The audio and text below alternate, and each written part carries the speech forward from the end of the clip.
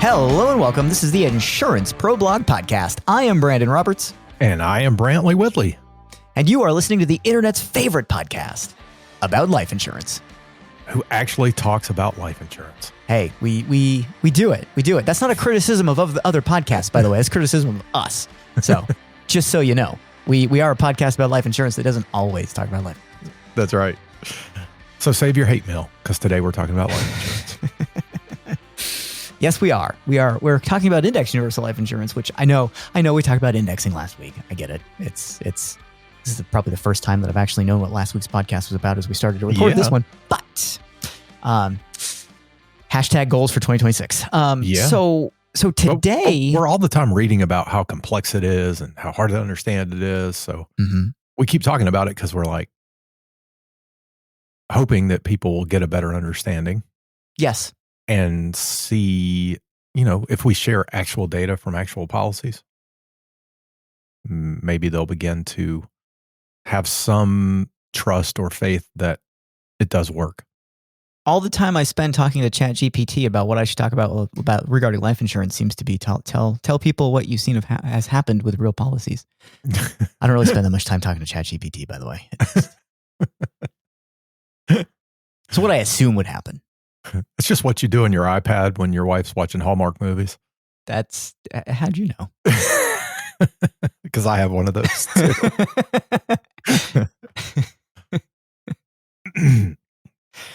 So we've talked about historical index universal life insurance in the past. We've talked about real policies in force, and we are here again today with another in-force policy and its results to discuss what goes well and what doesn't go well.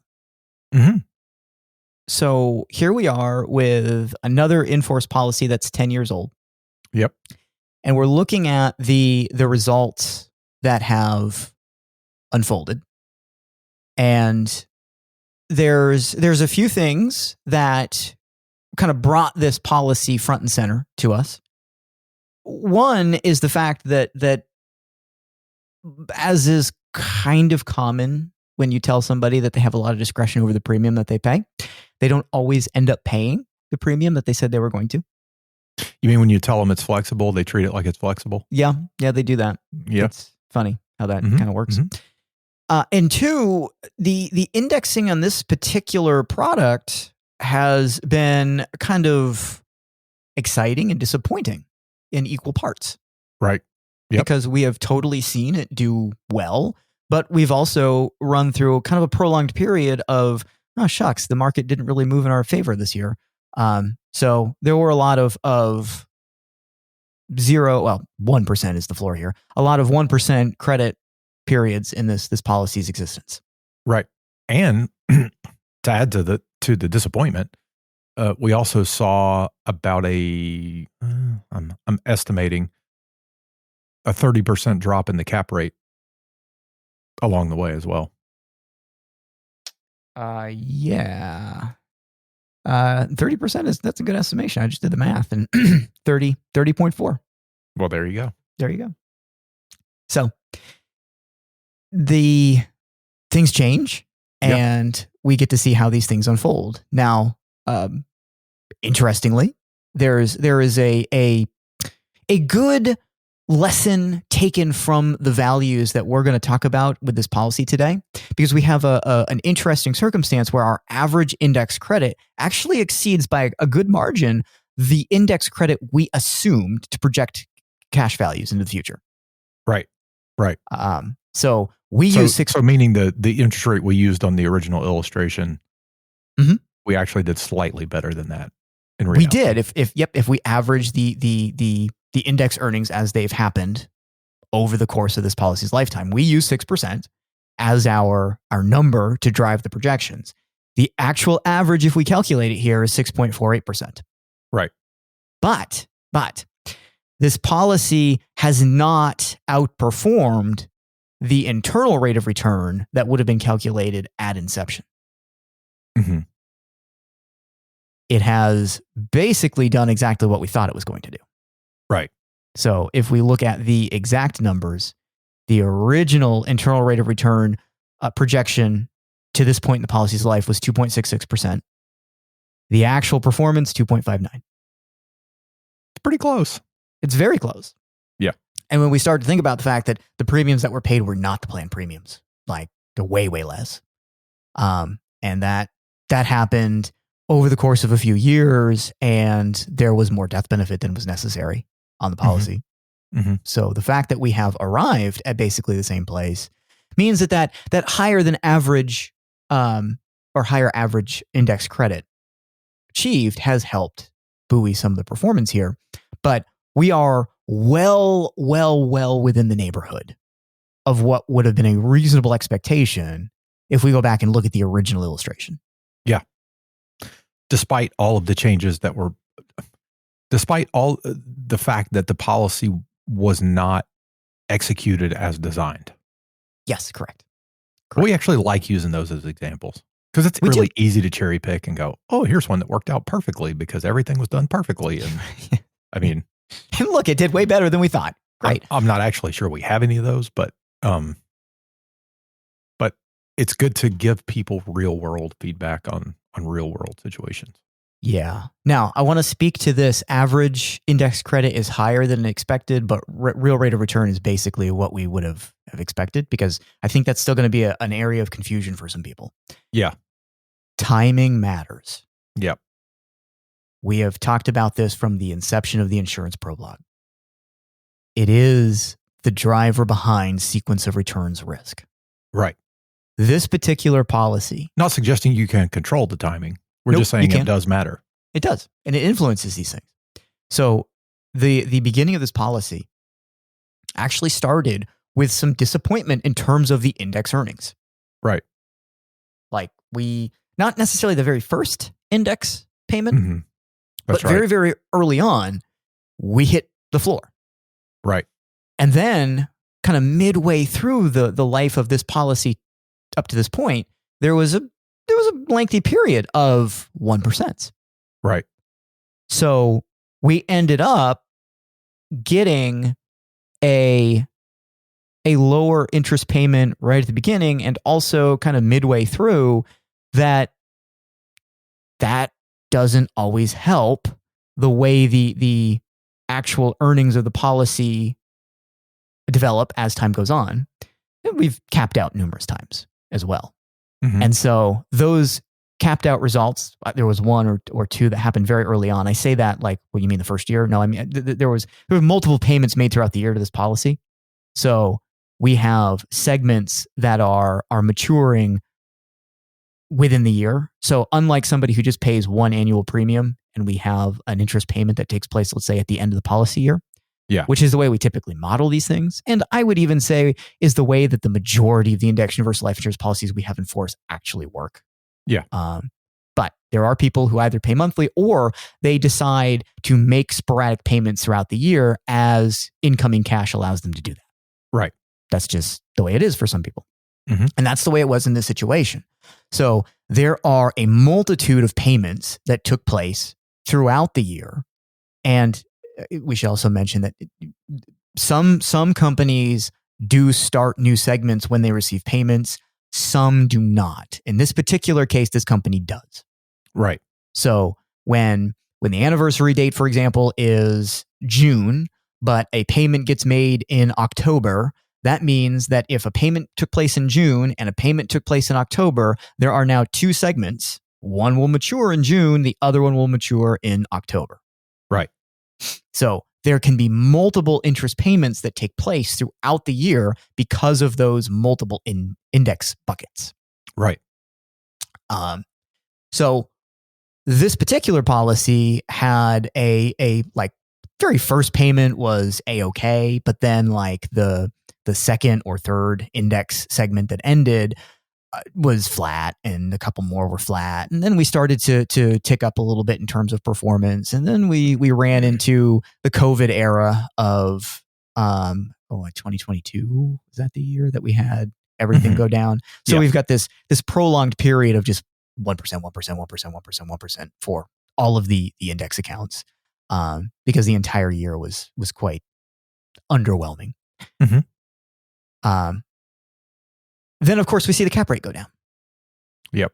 And it went down and came back up, as we've discussed in the past. That just because a cap rate goes down does not mean that it permanently stays there. Right. In this particular policy's situation, the cap rate bottomed out at 7.5%. Yes, 7.5 is the lowest one I see here. I had 7 in my mind, but 7.5. It's now up to 8. So it has come back. It hasn't come back to where it started. I was about over to say 11% in the beginning. Still nowhere close to where it started. So, but, which makes it really remarkable that the numbers are as close, as they are. Yep. But we also know that in a lot of years it's going to be 8%. Yeah. That's going to be the earnings on the policy. And 8%, if that happens enough times, is well in excess of the 6% we see. Yeah, exactly. And there is a bonus that is payable on this policy now moving forward that adds another 0.75 of a point to the index earnings. Right. So 8 3/4 is the effective cap, or 1 3/4 is the effective floor. Right. And that matters because that also pushes the real results up. It does.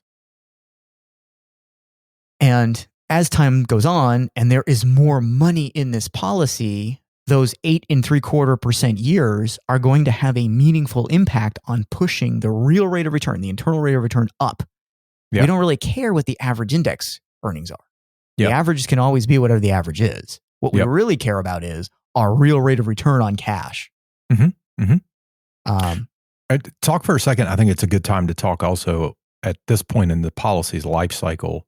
There's another force that's converging here along with the bonus. Okay. And that is expense related. Yeah, there's a big difference there. But before we get to that, there's just one more thing I wanted to say, just to quantify some things. And I briefly touched on it. So we mentioned that premium flexibility has been used quite extensively here. And the total premiums paid compared to what was originally planned, like when we sat down and put this policy together and this individual said, yep, I want to do that, they're down about 41% or 41.5%. Versus what was planned. Correct. So this individual paid not quite, paid a little more than half of the originally planned premiums.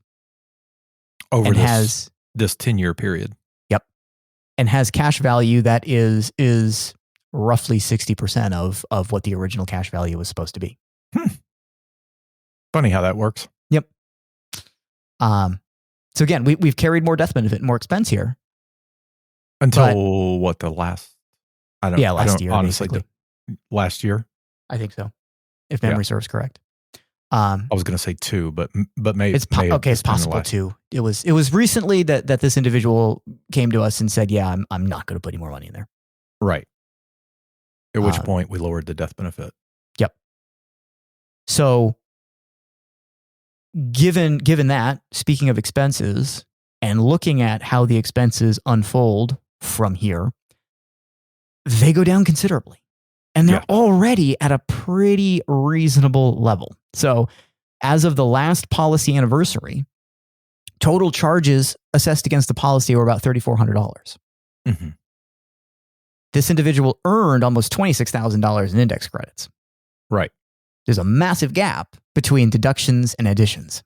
Right. And there are no premiums being paid. So there's no new money coming in outside of what the index is earning. Right. You can sort of see it in its purest form. And we just crossed a critical year where the per 1,000 charge is going to go away. Right. Insurance agents will kind of know what I'm talking about. Lay people say the what now? It's additional expense that happens for the first several years of the policy, and it's the way the insurance company kind of claims they're recouping the expenses of onboarding a new policyholder.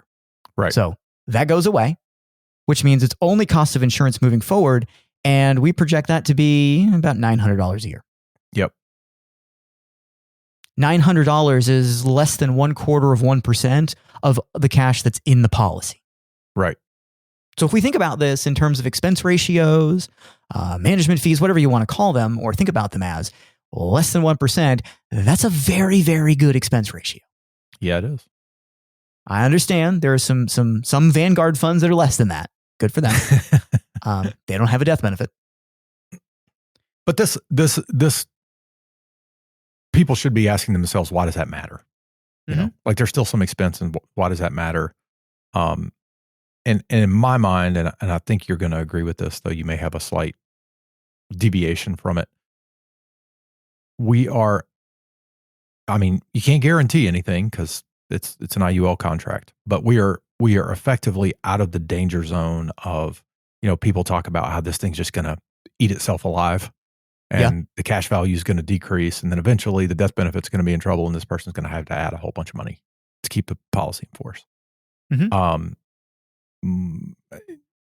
That's, I mean, even if you get the guaranteed 1%, they're producing what, 3 times as much in interest earnings than the policy costs to own.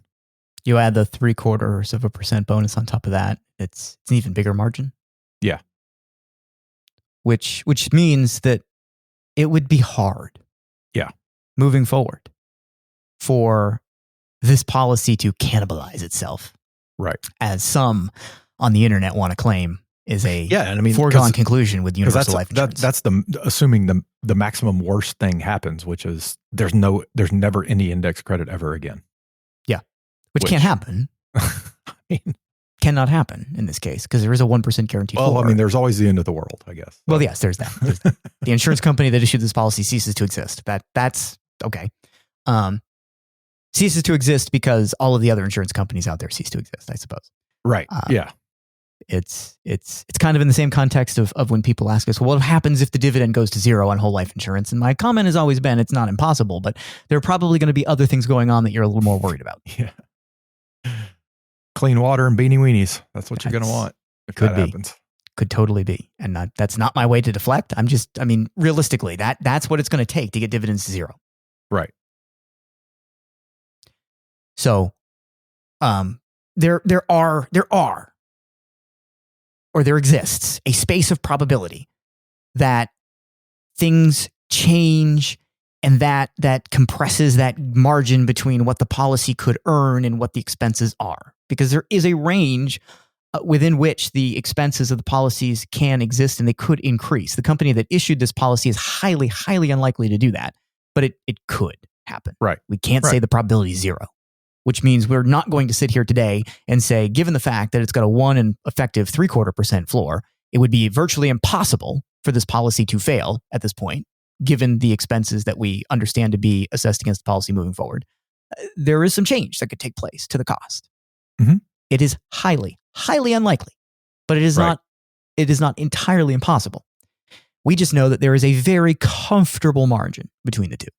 And there is a very, very likely scenario that moving forward, this policy is going to continue to earn a very decent interest credit on the cash that already exists, which is going to further enhance or increase that margin between expenses and their drag on policy performance and the cash that is in there and its therefore ability to earn interest and pull even further ahead. Right. If next year we have just a moderate market, I mean, we did the math right before we started recording this. I think we need a little over a 6 and a third % earnings in order to match this year's index performance. Right. Which would not be capped out. We would not be capped out at that point. Which means we'd have to have a very kind of moderate market, which does not happen very frequently. So significantly higher likelihood that we see market performance kind of on par with what we normally expect, up 10 to 15%, which means 8% will be the index credit, 0.75% will be the bonus, 1% will always be the floor, and this person will earn many thousands of dollars more than they did this year on the policy. Right. Right. Which will only further put a gap between the expenses, which are not going to rise very much, and the index performance of the policy. Right. Exactly. And also very likely push down further the ratio of expense to cash value in the policy. Mm-hmm. So it sits at a little less than 0.25% right now. It could move down even further. Right. And we've seen that. We've seen that with aged policies, and we've shown it numerous times that when you get to this age, and we're 10 years in. Yep. We're not 30 years in. We're 10 years in. And we're now at a place where expenses on this policy are a fraction of a percentage. Yeah. The expenses on this policy are actually less. I was thinking about it this way, looking at what the death benefit is, which I don't need to share. But given this person's age and what the death benefit is, yep. The expenses on this policy are far less than if they went and bought a term insurance policy for the same amount of money. There. And that death benefit is there forever. And there is an expense for that. So if you go out and buy term insurance, 20-year, maybe 30-year term, actually given this person's age, I don't know if 30-year term would be on the table. Mm-hmm. So 20-year term. And after 20 years, it's gone. Right. This policy has this death benefit that will last for the remainder of their life. Yeah. And there is very, very, very little chance that it'll become cost prohibitive to carry. Right. Exactly. Which is just an added bonus. I mean, it's not the major point we're trying to make, but no, it's just interesting. Yeah. Yeah. This is not our way of saying don't buy term insurance, just buy indexed universal life insurance and wait 10 years and everything will be, that's not the takeaway from today. So again, we sit here with a policy that did not follow the original plan. It was not executed flawlessly. It just wasn't. And a lot of plans are not executed flawlessly. Right. And despite the individuals who want to attack indexed universal life insurance, this sits here as evidence that their claims are bogus. Yep. Now, look, they could come up with an example of somebody who bought a policy that was not very well implemented and not very well executed after design. And things didn't go well. There's a guy who drives cars very fast who's kind of in the spotlight right now regarding this. Mm-hmm. But that's not a failure of indexed universal life insurance. Right. It's a failure to use indexed universal life insurance appropriately. Right. I agree. There are some commentary on that. But there are some who will then get up in a soapbox and say, well, the fact that you can use it incorrectly means that it's a problem. There are way, way, way, way, way more regulatory actions taken against people who sell investments incorrectly than who sell insurance incorrectly. Right. Credit cards, too, can be used incorrectly. I would venture to say they get a lot more people in trouble. And a lot more people have them and talk about them than ever talk about life insurance. Yes. Yep. This is true. It's very true. So we're going to keep beating the drum here on in-force policies because they work. Yeah. And they can be implemented correctly. And they can be implemented in such a way that you do not have to follow the plan flawlessly in order to get a good result out of it. Absolutely. This is now 4 policies that we have done podcast episodes about. Index universal life policies that are about 10 years old, showing that premiums were not paid like the original plan was to pay them. And things have worked out just fine. Yep. Cap rates did not stay where they were originally. And things have worked out just fine. And all of them have shown the same path or the same characteristics. Mm-hmm. Expenses go down. What do you know? The ledger wasn't lying about that. Right. Index performance, typically a little better than 6%. Doesn't mean we're going to adjust up our expectations on that. And rate of return has come in on schedule, in some cases a little bit ahead. The timing of the index payment, that matters. And there's a very, very good likelihood that 5 years from now, the internal rate of return of this policy will actually be ahead of what we assumed if we continue to have years where we gap out the index performance. Right. Yep. And given the makeup of the market, it's way more likely that we will have that scenario than we'll hit the 1% floor a bunch of times. Yeah. That's just the way things typically go. Well, that's historically, that's the way it's been. So. Mm-hmm. Okay. Any last thoughts about this? No, I think we covered it. That's good enough for now. I am Brandon Roberts. And I am Brantley Whitley. And we will see you next week.